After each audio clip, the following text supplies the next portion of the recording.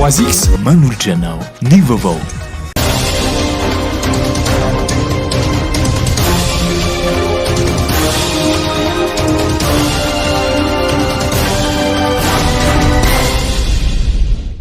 Falmerabantsika ny tokantrano indray amin'ity hariva ity, tonga ity ny fotoana fampahalalam-baovao manasantsika naraka izany hatramin'ny farany.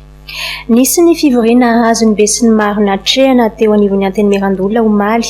Nandritra izany no nandaniana ny tolo-dalàna nasipanitsina mikasika ny fanitsina sy famenona ny andininy sasatsasany ao anatin'ny lalàna laharana fa 940 mikasika ny fitsarana manokana mikasika ny kolikoly na ny pôle anticorruption izay natolotry ny député anampany fanampanazavana vola ravoavy sy Tsirakotoarsan.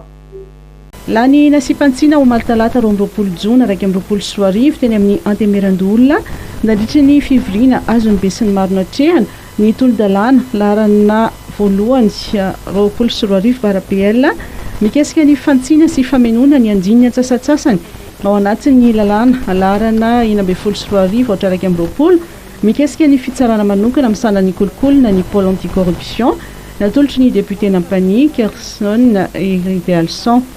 Anisan'ny fiovanana entina ao anatin'izany ny fanamafisana ny fisian'ny boky firaketana ny fananana izay notazomina nogiazana na nogejaina arakinina amin'ireo rantsana miandraikitra ny fitsarana manokana iadina amin'ny kolikoly ny fitazomana izany boky izany. Eo ihany koa ny fanamafisana ny fanafoanana ny fanagiazana fananana mialohan'ny fivoahan'ny didim-pitsarana ary ny fanamafisana fa ny fahefanana na ny paka dia fahefana tsara ireo fandikan-dalàna mifandraika amin'ny kolikoly, ny fandikan-dalàna amin'ny famotsim-bola ary ny famotsim-bola amin'ny fampiororona ary noesoriny eo amin'ny fahefan'ny paka kosa ny fitsarana ireo fandikan-dalàna ara-ekônomika sy ara-bola ninonina fahasarotany araka ny voarakitra ao anatin'ny tolo-dalàna laharana voalohany 20 barapl natolotry ny solombavambahoaka Idéalson izay fanolanin'ny antenimieram-pirenena ary voanolanin'ny antenimierandoholona omaly. Olona miisa roa indray no namon'ny ainy omaly vokatry ny valanaretina Covid-19 noho izany dia tafiakatra 700 ireo laviny ity valanaretina ity. 420 ireo tranga vaovao tao anatin'ny fitiliana miisa 500, 13 tamin'ireo teto amin'ny faritra Analamanga ka 9 teto Antananarivo renivohitra, 7 ireo tranga ahitana fahasarotana ary eo avy hatrany indray ny tatitry ny ministeran'ny fahasalamana mikasika ny fivoaran'ny valanaretina Covid-19 eto Madagasikara tao anatin'ny 420 farany. Tranga vaovao 420, ny sitrana 130, ny namon'ny ainy 2, ny isan'ny fitiliana vita 500, ireo tranga misy fahasarotana na forme grave 750, faritra Analamanga 13 ny tranga vaovao, 12 no sitrana, Atsinanana iray no sitrana, Aloatra Mangoro 4 ny tranga vaovao, Matsiatra Ambony 5 ny tranga vaovao, Anosy 4 no sitrana, Menabe 2 ny tranga vaovao, Bongolava 2 no sitrana, Atsimo Atsinanana 3 no sitrana, Melaky 4 no sitrana. Ho an'ny faritra Analamanga manokana, Ambohidratrimo 3 ny tranga vaovao, Antananarivo Avaradrano 1 ny tranga vaovao, Antananarivo Renivohitra 7 ny tranga vaovao. Mbola tsy voafehy tanteraka ny valanaretina Covid-19 kanefa na izany aza dia efa mivoatra ho tsara ny toedrara noho izany indrindra dia nandray fanapahan-kevitra ny olavitry ny faramasianina eto Madagasikara na foana ireo fepetra manokana na piarina nandritran'ny nampamavay ny valanaretina.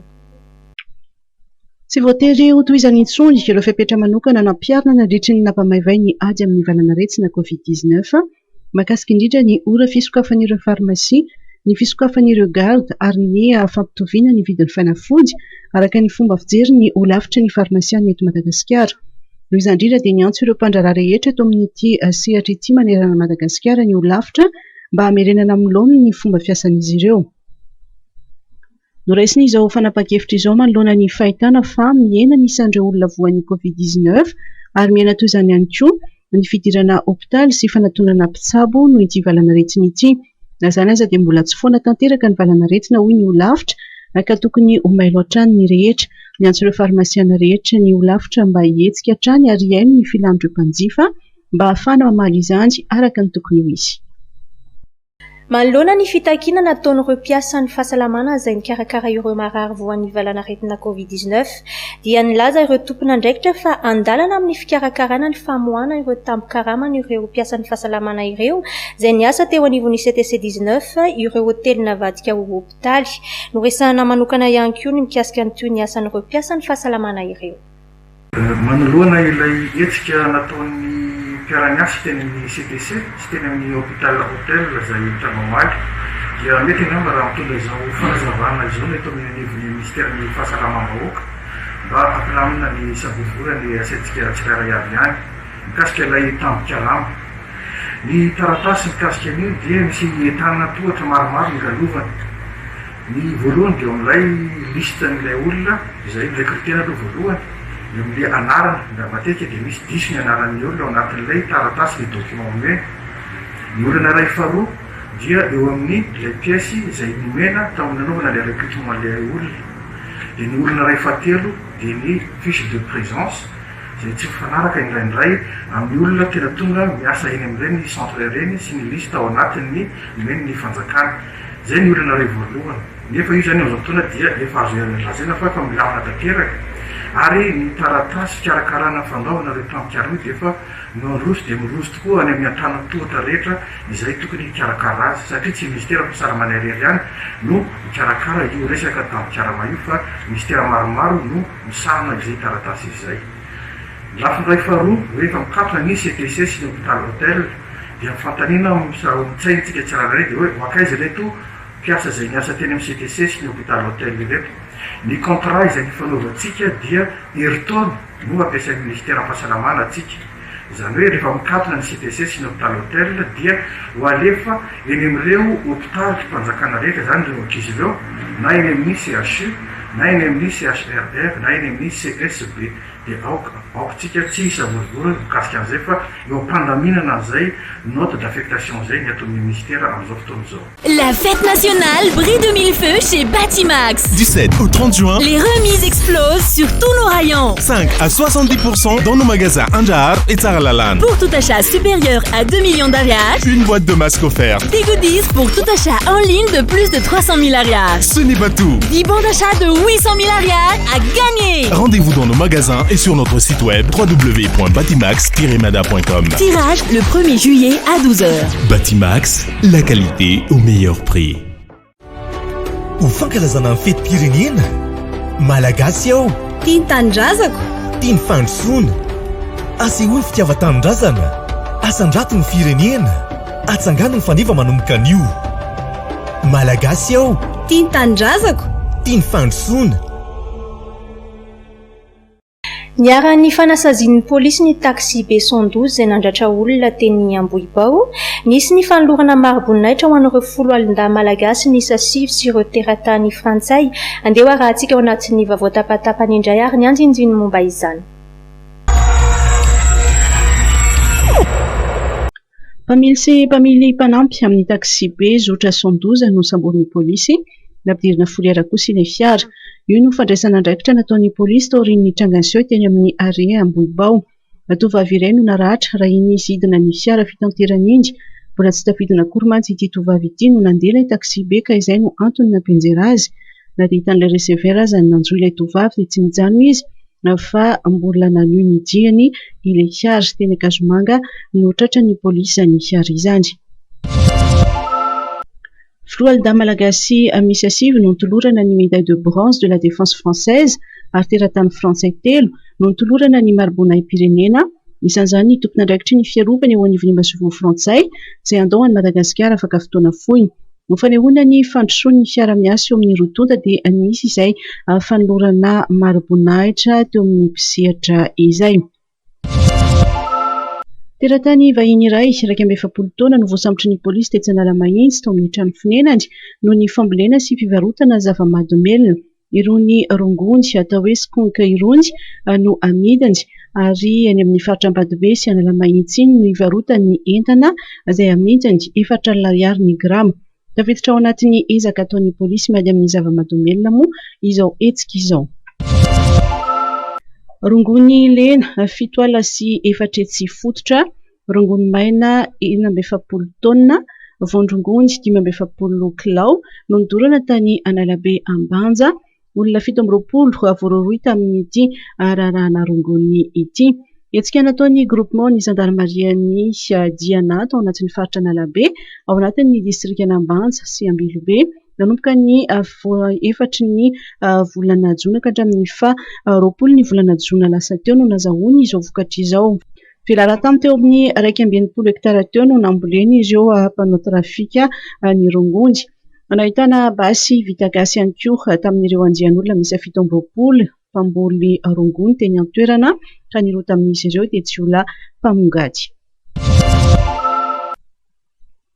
Rongony 5 gony amin'ny totaly 770 sy 500 kilao kosa no sarona tao Andro Ketamalama fokontany Andrera commune Somatasy distrikan'ny Iosy faritra Iombe ny aliny 20 ny volana Jona teo. Angom-baovao vokatry ny fiara-miasa amin'ny mponina tao an-toerana no nasaronan'ireo rongonjy. Raisy-potsiny tao an-trano ny tompon'ireo rongonjy araka tamin'ny rongony 3 gony hafa rehefa nosavaina araka ny fahazon-dalana avy tamin'ny fampanoavana. Omby misa 5 nangalan'ireo dahalo tao amin'ny fokontany sy Ampasimena commune Morafenobe no azon'ireo miaramila tao amin'ny BOA Morafenobe ny 20 Jona lasa teo. Efa ampelantanan'ny tompony avokoa ireo omby ary tsy nisy naratra na ny ainana fohy nandritry ny fanarahan-dia. Tranga mampalahelo no niseho tao Tolaniaro ny volana Marsa 24 teo. Zazavavy kely vao 5 taona monja no naolana ny mpitondra fivavahana tao amin'ny sekoly anarany. Raha ny fitantaran'ny Renibeny dia nitarainana rary ity zazakely ity rehefa avy any am-pianarana ary tao amin'ny fitombena no nitarainany hoisy bay misy fery. Afaka madidio anefa le nitondron'ilay zaza ho nahavandoza. Fanadiadiana mikasika izay indray no andeha arahantsika ao anatin'ity fanadiadiana izay nitanterahany Jimmy Maradaniel Antolaniaro ity. Jimmy Maradaniel. Zazavavy kely vao 5 taona monja no nampiarana lehilahy religiozy iray ny filandratsiny tao Tolaniaro. Ny volana Marsa 24 no niseho ny tranga. Raha ny fitantaran'ny Renibeny dia avy any am-pianarana no nitarainana rary ilay zaza ary tao amin'ny fitombenana no nitarainany marary. Ny tantaran'ny Renibeny zaza araka ny nambaran'ireo polisy tao amin'ny centre Vonjy Tolaniaro izay nandray an-tanan'ilay zaza sy nanao ny fanadihadiana dia fantatra ary voamarina fa tena niara ny fanolanana tokoa ilay zaza. Ny journée izy nianasa tagny an-dakilasy dia rava izy malaribia filakandro nampagnatiandry zareo tao filma amin'ny 4 filakandro izy niditra tragno ao. Atragno izy nagnotany eo fa nagnino ka za mananazy anao marary bebe izy za mandainga anao dia lasa nierinegna amin'ny WC indray izy. Lasaka agnatin'ny kabine eo anjaha anao anio misy bayany izy ka mavanjo za anao ao zereko tena hitako nitagnatagna be mihitsy fa satria tena nitagnatagna zay ny nataony anazy hoe sinendriny tamin'ny lamosiny aho tao an-tragno amin'ny lakilasy io ao. Isan'ny nampitarainan'ny Renibeny an'ity zaza niarany erisetra ity ny didina voaka ny fitsarana tamin'ny 15 Mey 2024 izay eritaona taorian'ny trangany erisetra izay nanafaka madiodio ity mpitondra fivavahana ity. Marina fa tao anatin'ny eritaona mahery nisokafan'ny centre Vonjy na ifitoerana mandray an-tanana ireo zaza niarany erisetra vokatry ny fiara-miasa miaraka amin'ny UNICEF dia efa tranga 17 no niraisin'izy ireo an-tanana ary resaka fanolanana no ankamaroany.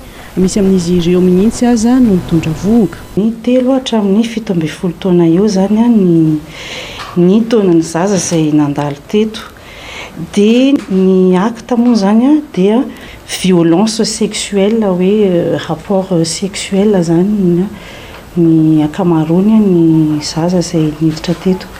Izy ireo zany misy ao anatin'ny fianakaviana ary misy olona miserasera manodidina ny mahavita n'ilay acte zany. Mbola tsy nisy aloha ny fahafatesana fa roa tamin'izy ireo no efa nitondra voka ary tena niteraka dia nisy ihany koa izay tena manaraka fitsaboana tena mavesatra zany le zaza hatramin'izao. Anisany manampy be ireo ray aman-dreny sy ny zaza niarany erisetra ny centre Vonjy mba ialana amin'ny fivezivezena fa eo ihany koa ny tohana ara-psikolojika izay omena azy ireo sy ny fianoana azy.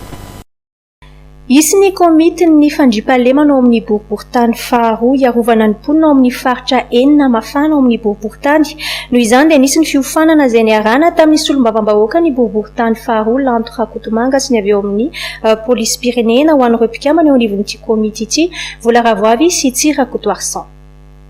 apetraka eo anivon'ny fokotany enina Ambohipo, Andohanimantroseza, Amboniandra, Manakambahitsy, Ambohitsoa ary Ambolokandrina izay voatsikajy faritra mafana eny amin'ny boriboritany faharoa ny komity ny fandriampahalemana ary misy indrindra androany ny fiofanana izay nomeny ireo mpikambana amin'ny komity ny fandriampahalemana ireo izay nokarakarainy ny solombavam-bahoaka ny boriboritany faharoa Lantrakotomanga miaraka amin'ny avy amin'ny polisy pirenena. Nisy fotoana zany tato ato dia nirongatra tanteraka ny fanafiana tapedina mihitsy ary nisy ihany koa ny famonoana olona tamin'ny faritra anankiroa teto amin'ny boriboritany faharoa tao anatin'izany ny teny Ambohitsoa sy ny teny Ambolokandrina.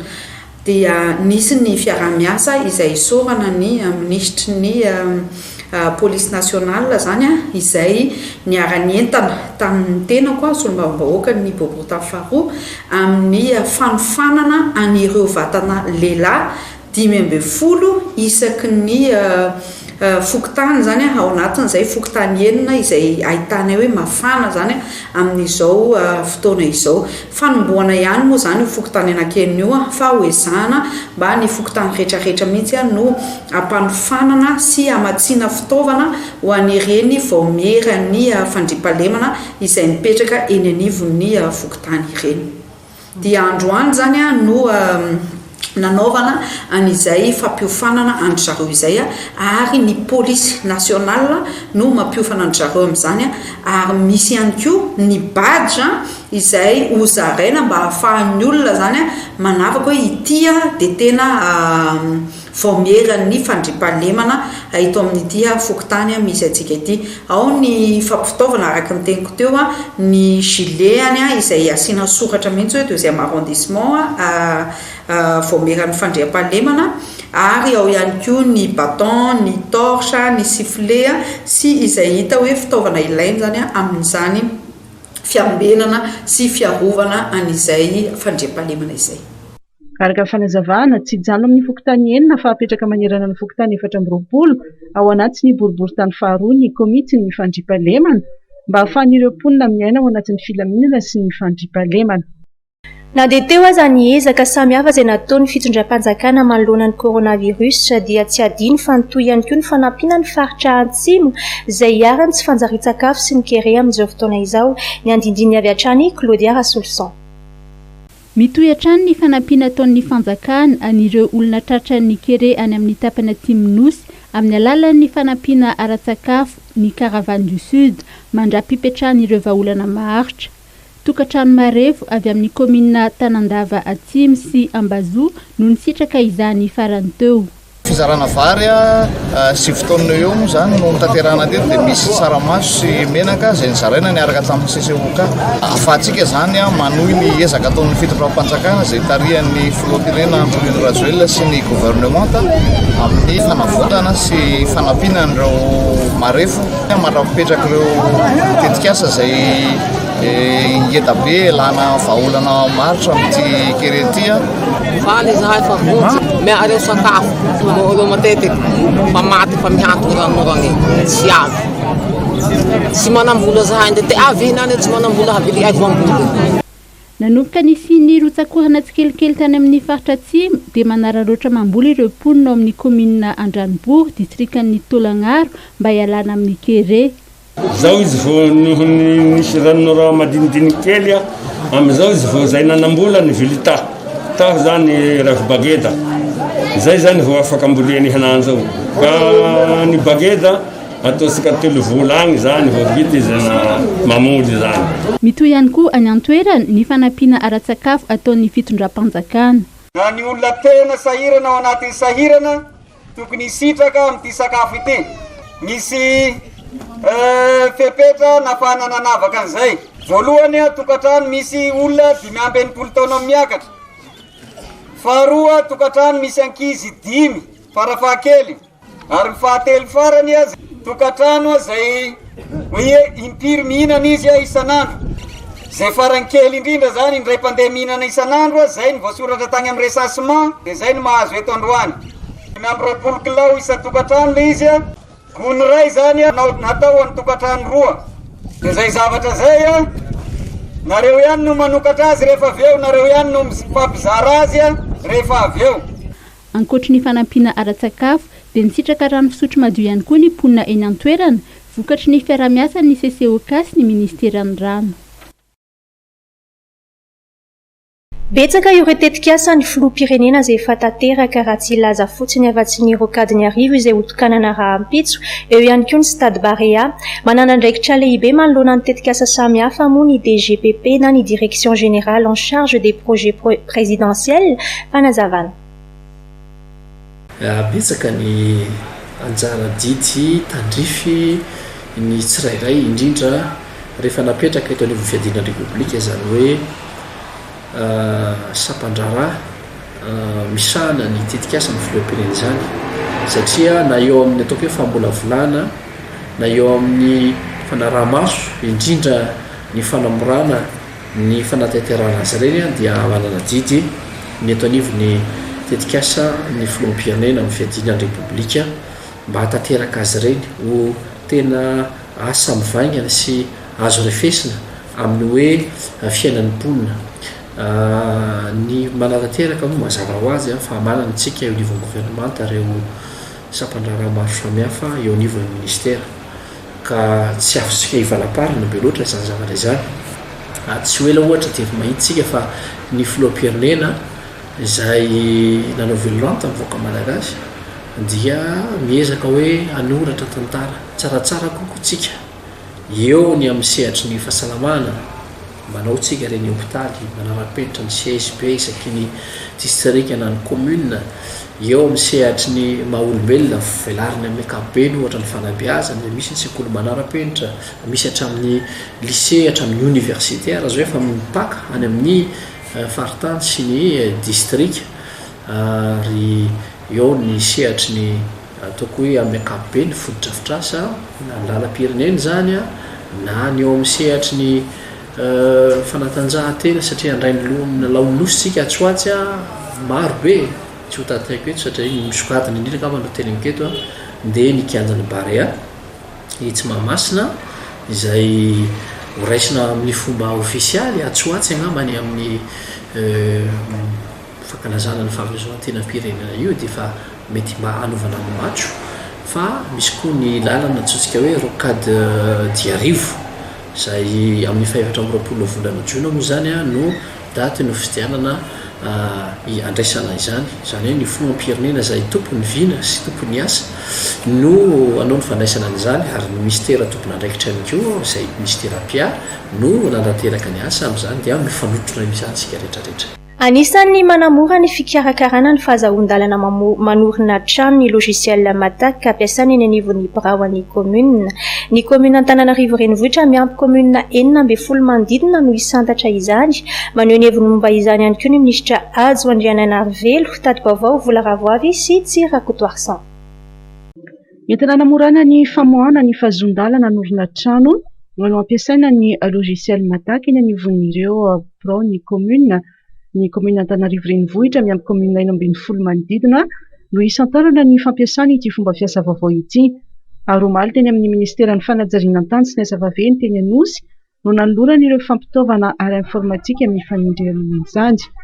Nambaran'ny ministra Adzo Andriananarivelo ihany koa fa fanamby ao anatin'izao ezaka fampiasana ny teknôlôjia vaovao amin'ny fikirakirana ny fahazoan-dalana norina trano izao ny tsy isiany fivezivezena intsony ary isiany mangarahara. Application Matak ity zany mba hanamorana ny fahazahoana permis de construire au niveau ny commune. Natomboka eto Antananarivo izy ity androany amin'ny tanàna Antananarivo renivohitra sy ireo commune manodidina ary araky ny fanapakevitra gouvernement ao anatin'ilay nouveau projet émergent moa izay fihinanandreo matofino dia ho hitarina heran'ireny voapartany Madagasikara sy ireo commune rehetrarehetra izay manana drafi-panajariana ny tanàna na plan d'urbanisme directeur ahafahan'izy ireo mikirakira tsy misy vezivezena ny famoahana ny permis de construire sy ny famoahana ataontsika amin'ny teny frantsay hoe prescription d'urbanisme rehetrarehetra miainga avy amin'ireo plan d'urbanisme zay efa nolan'iny zareo teo anivo filan-kevitra misy azy tsirairay avy ny zava-dehibe dia mba tsy vezivezintsony tokony tsy vezivezintsony ny olona amin'ny fakana permis de construire ary sy indrindrandrindra mba isany mangarahara amin'ny famohanan'izy ireny mba tsy sanatria anjakan'ny kolikoly ny fanomoizy raha zany dia misy koa ny antotan-kevitra sy ny hevitra betabe zay vofe ao anatin'io application io ahafahantsika be sy ny maro mijery ny mikasika an'izay tany hipetrahantsika sy ny fepetra ampiasaina sy isiny zany tany zany manomboka zao zany dia afaka rehefa hividy tany tsika araka ny fanazavana teo tsy voatery manatony eny amin'ny birao am-panjakana intsony fa afaka mijery mivantana eo dia hitantsika eo raha io tany io azo anorenana trano na tsy azo anorenana ary raha azo anorenana firy ny avon'ny trano inona ny tokony fepetra rehetra tokony hoajainao dia zay zany ianao miainga amin'izay no manao tetik'asanao amin'izay tsy misy atahorana ntsony rehefa avy eo ary ahafahana mba isiny zay tena mangarahara amin'ny fitantanana ny lafitany ny fanajariana ny tany zay ankoatran'ny commune Tananarivo renivohitra dia commune 9 izy ireo manodidina Tananarivo no nahazo an'ireo fitaovan'ireo ary izo imprimante multifonction moa no natao azy ireo dia modem satria application le izy dia ny connexion an'ireo commune ireo mandritra ny enim-bolana etoan'ny ny aty amin'ny ministera mba ahafahany tena mizatra sy mandefa tsara n'ilay application. Anisan'ny commune nisitraka ny fampitaovana akarobato ao anatin'ny distrika n'Antananarivo Atsimondrano.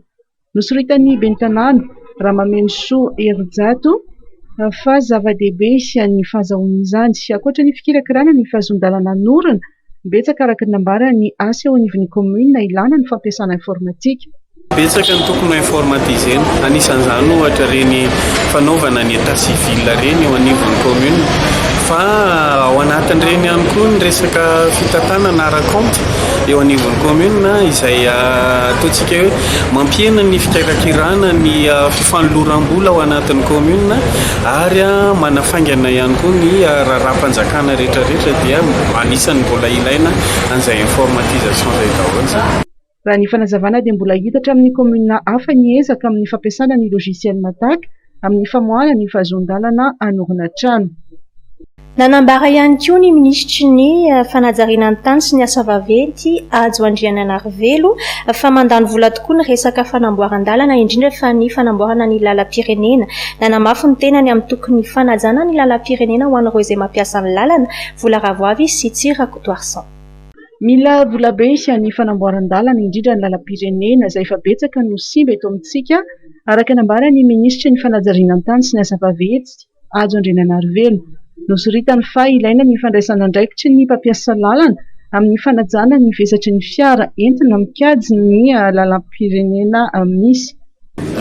Lalana betsaka ny namboarina fa betsaka ihany koa ny simba io miankina amin'izay tendrombola eo ampelantanan'ny ministera efa misy fandaminana vaovao nataon'ny ministera dia ny ezahana ny manao laharam-pahamehana ireo lalam-pirenena indrindra eto Madagasikara mbola betsaka ny tsy vita ary betsaka ny mbola miandro ao anatiny eo fa ngamba kosa samy mahatsikaritsika rehetrarehetra fa amin'ireny voaparitany rehetrarehetra dia efa nezahana ny fanamboarana ny lalana amin'ny ankapobeny tsy mbola vita daholo izy ireo efa maro nefa vita efa midina manomboka makany amin'ny distrika ihany koa.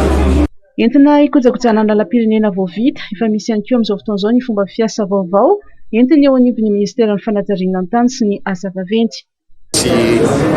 Misy fomba fiasa vaovao ny arahana teto amin'ny ministera manomboka amin'ity taona ity. Ireo lalam-pirenena vao vita réception définitive dia efa misy entretien tonga dia manomboka. Raha ny mahazatra antsika taloha vita ilay lalana dia hoe ke vao vita io fa dia avy aloha io fa rehefa simba nay vao kitihana. Fa zao izay lalam-pirenena rehetra vita vaovao dia misy entreprise mandray anjara manao entretien ary atao mandritra ny taona contrat mandritra ny telo taona ny arahana amin'ny entreprise mba ahafahan'ilay entreprise ihany koa miomana zany na ara-pitaovana na ara-bola amin'ny fanatanterahana an'izay ho atomboka amin'ny lalam-pirenena fahasivy sy ny lalam-pirenena fa-telo amby efapolo ny fanaovana an'izany satria raha hitantsika ny ampahan'ny lalam-pirenena fahasivy miala eo a Tuliara makany analamsampa efa vita réception définitive dia na dia tsy simba ary le izy dia efa isy entreprise zany efa anara-maso mitsanonany makatry ny telo taona ny ahafahana manao an'izany nitarina telo taona amin'ny fanamboarana ny délai de garantie any lalana amin'izao raha taloha herintaona dia tapitra ny délai de garantie dia izao telo taona ka hatramin'ny 5 taona zany hoe manam-potoana tsara zany ny fanjakana manao programmation ny entretien na lalana zany hoe efa orinana andraisana ny lalana ao anatin'ny telo taona dia efa miomana ianao amin'ny faha-efatra ny taona dia efa tokony entreprise efa vonona hikarakarana réforme ngeza be ilay izy tsy vita indray andro mila ezaka be da be fa hitantsika eo ny vokany fa ao anatin'ny fotoana fohy dia tsy maintsy misy fiovana ny fanamboarana an'ireo lalan'ireo. Mikasika ny fisindreo orinasa mpanamboatra lalana tsy mbola voalohany volan'izy ireo laza ny minisitra Adzo Andriananarivelo fa misy ny fanadihadiana izay tanterahana ary andrasana valiny ary amin'izao fotoan'izao ihany koa na dia efa mampiasa ny géolocalisation ny ao anivon'ny ministera hitiliana ny asan'ny orinasa ary ialana amin'ny kolikoly sy ny halatra samihafa.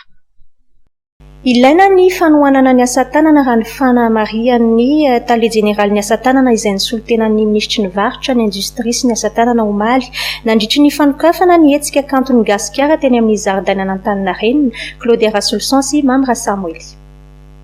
Nandalo fotoan-tsarotra ny sehatry ny asa tanana ka zava-dehibe ny fanohanana azy raha ny fanamariana izay nety ny tale jeneraly ny asa tanana nandritry ny fanokafana ny andian'ny fahadimy amin'ny hetsika kanton'ny Gasikara teny amin'ny zaridaina Antaninarenina omaly. Anatin'ny vina tokoa apetran'ny ministera industrie varotra ny asa tanana ao zao taona izao ny mitondra ny fanovanan'ny fomba fijery amin'ireo mpanao asa tanana. Izay moa ny antsoina miteny baiko hoe changement de paradigme satria raha taloha zany dia natao ohatrany hoe somary atao hoe asa ambany zavatra somary vadina asa ny asa tanana nefa raha hitantsika fa dia asa mavela tokoa ny asa tanana ka izay no navoakanay amina rakiboky moa izay zavatra zay isan'ny ireo asa misy eo amin'ny 570 157 métiers no isan'ny asa tanana eto à Madagascar. Anisan'ny fanohanana hoentin'ny ministera ny firosoana amin'ny resaka digitalisation sy ny fanomezana carte numérique ho an'ireo mpanao asa tanana. Isitraka tombotsoa maro ireo mpanao asa tanana anatin'ny sehatra ara-dalàna arak'izany. Maro dia maro ny tetikasa miainga ao amin'ny ministera industrie varotra ny asa tanana ao foibepitantan'ny asa tanana zany anampirana ireo mpanao asa tanana. Amin'izao koa tsika dia efa miditra amin'ny sehatra ny digitalisation ka entanina daholo ny mpanao asa tanana mba anatona hikarakaran'izany carte numérique zany satria maro ireo tombotsoa azon'izy ireo raha manana zany atao hoe carte numérique zany zareo maro varavarany sokatra raha manana le carte numérique zareo marary misy marary ireo mpanao asa tanana ireo miresaka etra tokoa fantatry raha mahafantatra zany efa misy ihany zay amin'izao fiarah-miasa ho apetraka ao amin'ny tale jeneraly mietra mba afahana mba manampy an'izy ireo ihany koa amin'ny resaka etra zany tsy netra ihany koa fa maro koa ny zavatra ho apetraka raha manana le carte numérique raha manana le carte d'artisan numérique le mpanao asa tanana dia isan'ny tombotsoa zany resaka etra. Asa tanana samihafa no ampiratina hatramin'ny zoma 20 jona ho avy zao. Mpanao asa tanana malagasy reto mitondra ny vokatra izay vita malagasy ara-kalitao na amin'ny lafin'ny endrika na amin'ny lafin'ny kalitao izay noteneniko teo dia manasa antsika malagasy hanjifa ny vita malagasy satria hatramin'ny zoma ny hetsika izay ataontsika eto Antaninarenina. Raipia ity hetsika ity ny tale jeneraly misana ny tetikasan'ny filoham-pirenena Andriamatoa Augustin Andriamananoro. Anatin'ny fahatanjana fa matetika izao dia mampirantitra ilay vokatsy asa tanana sy ny fahazaranao ny malagasy dia miaraka koa manatao sivaria misy mpiaramiasanao izay tsy mitesoka fa na dia tao anatin'ireny amiana pasalamana ireny atsika dia miezaka nareo mba tsy ampatoritory ity campo Madagascar ity satria kanto tokoa da sy menaka oka mba mentsika ampiratsiny zany kanto zany dia tonga zao adia manaraka zao tsika aty androan'ity misy 5 ireo trano eva mandritra ity andian'ny fahadimy ny etsika kanto ny gasikara ity. Afaka 3 andro dia ankalaza ny fety-pirenena malagasy isika ary ny kianjan'ny Barea Etsemamasina no andray amin'ny fomba ofisialy izany lanonana izany. Androany dia nitondra fanazavana mikasika io lanonana io ny avy eo amin'ny komity mpanomanana ny fankalazana ny fety-pirenena fanadiadiana Volaravoavy sy Tsirakotoarsan. Misa 3 arivo ireo miaramila sy sivily andray anjara amin'ny matso lehibe fankalazana ny faraiky amby 20 taona ny iverenan'ny fahaleovan-tena-pirenena sy nijoroany ny filoha malagasy izay hotonsaina ny 20 jona izao eny amin'ny kianjan'ny Barea ary aninambara ny komity mpanomana ny fankalazana androany teny Mamasina. Ankoatran'ny olona dia isy ihany koa ireo fitaovana ampiasain'ny mpitandro filaminana aseho mandritry ny etsika amin'ity taona ity dia fiaramanidina miisa 8 ary fiarakodia miisa 200 no anao sy andray anjara amin'ny matso.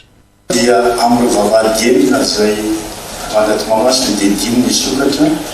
Mba eo voany ny portail principal dia natokana Andriamato Filimo manokana sy izay invité spécial kasika an'izay any.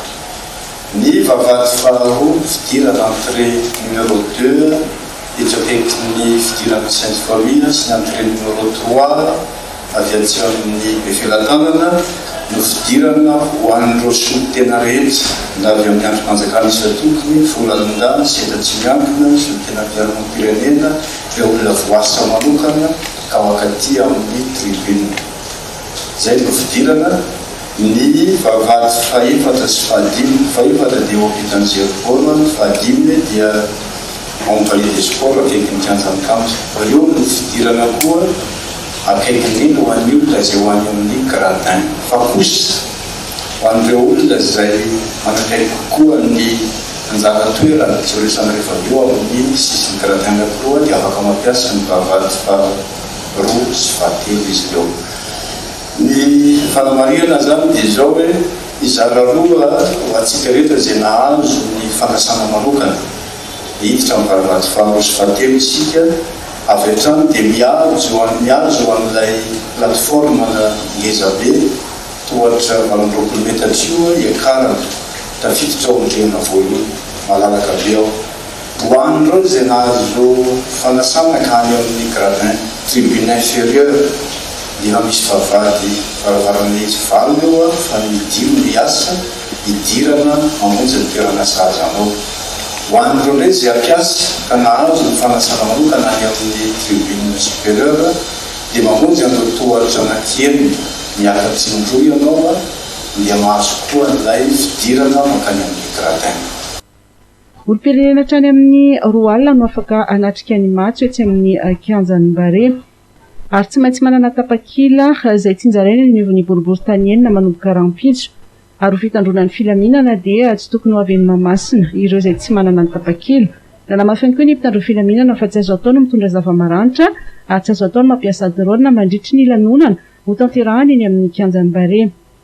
Ny azo resahana ito avy hatrany dia ny fitsinjarana ireo faritra izay tena iseho ny hetsika toy ny mpanivo ity toerana misy antsika ity zany eto amin'ity kianja ny Barea ity izay faritra veterana na hetsika.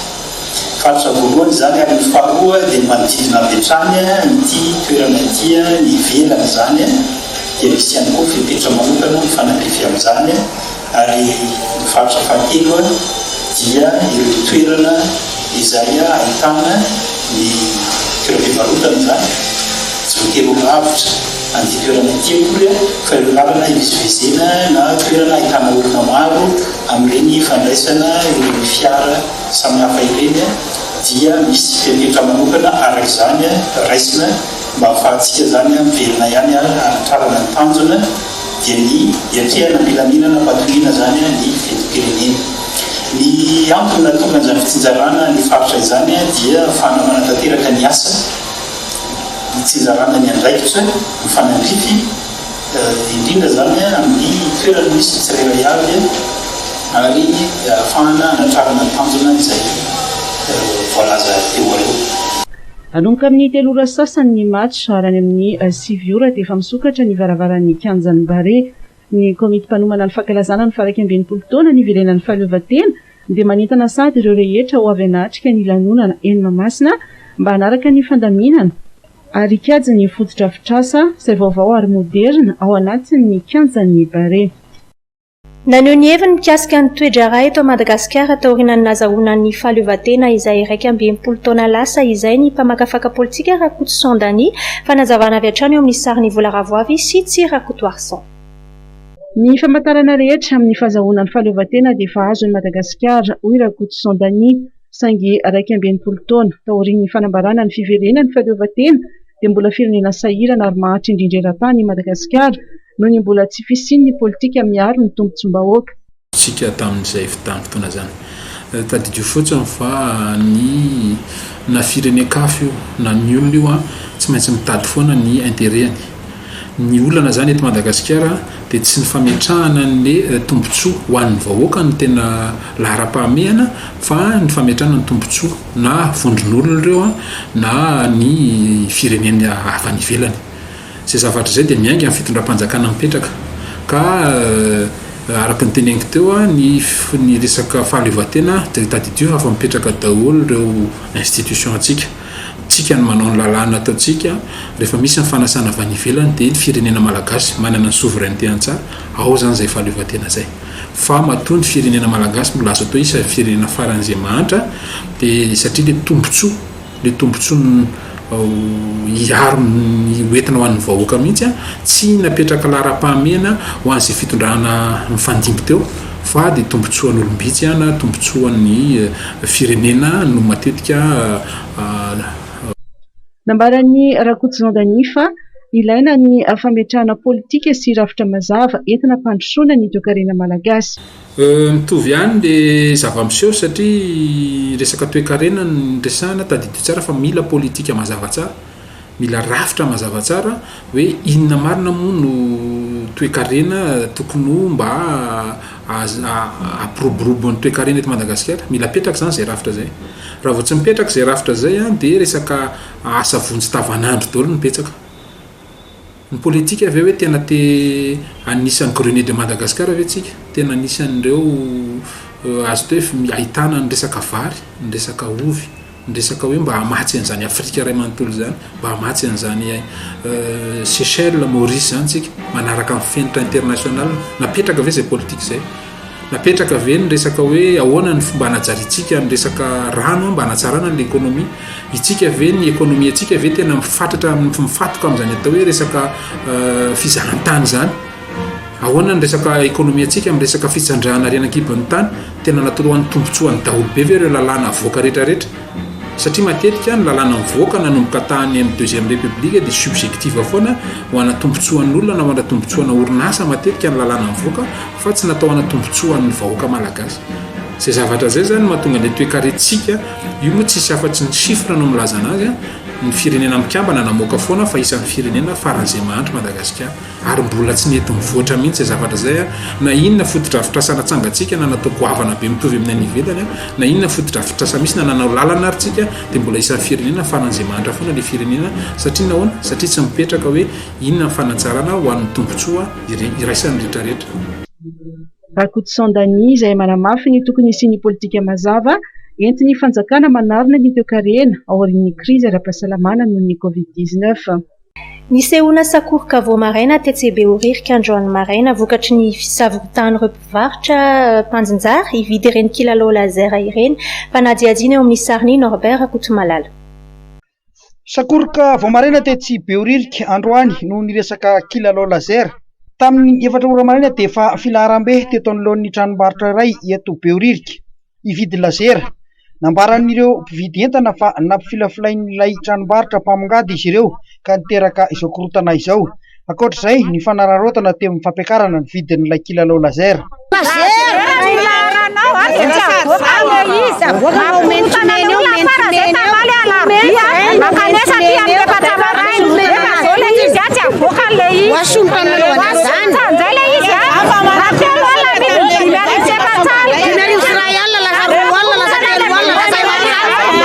Tamin'ny herintaona amidy dia efa roa tokom-bolana zay ny lany le izy 55 nangalana ny zavatra io voalohany dia nasondrotra ny 60 dia nasondrotra ny 75 dia tamin'ny herinandro any tonga indray le izy hoe avion no nitondra anazy tonga teto dia nasondrotra ny 100 000 indray le zavatra dia mbola naka foana ny mpivarotra maly ariva tamin'ny telo ny tonga le izy dia raha tonga le izy tamin'ny telo dia efa namidiny detay le izy tao zay anisany efa naka anazy lasa nalaina 125 ny amin'ny 25 indray zany le izy dia mbola nitangorona be ihany ny olona naka anazy dia maly efa sahotaka be tao sady sakoroka be vaky mihitsy ny veterine n'le magasin tao dia nidina ny tsena dia hoe raha pitso maraina milahatra vao maraina be tamin'ny alina zao efa nisy naharitory mihitsy teo tamin'ny alina amin'ny telo zay zao tonga teto tamin'ny dimy zao zay ny tonga teto amin'ny filarana efa taria lavitra be tary rehefa tafiditra tao indray zay dia aty be indray tao satria tsisy fandaminana mihitsy le izy rehefa niditra tao dia korotana be tena le magasin raha tsisy mivota olo dia zay zareo tapakevitra nakan'le polisy hoe andamala izy dia navoaka ny zareo daholo zay rehetrarehetra hoe tsy mivory atsen'ireo androany izy le mampala tena nay mihitsy zany ohatry ny hoe nampalaelanay dia le fandaminana tsisy mihitsy nefa le olona zay ne matona farana hoe tonga maraina be dia tokony misy le fandaminana ny tetiny io nefa mba samy mahay andeha hivarotra daholo. Araka ny fanazavan'ireo mpiambina ao anatin'ny tsena kosa indray dia vokatry ny fisavorotahan'ireo mpivarotra mpaninjara dia voatery nakaton'izy ireo ilay tranombarotra manana ilay kilalao laser mba hialana amin'ny korotana.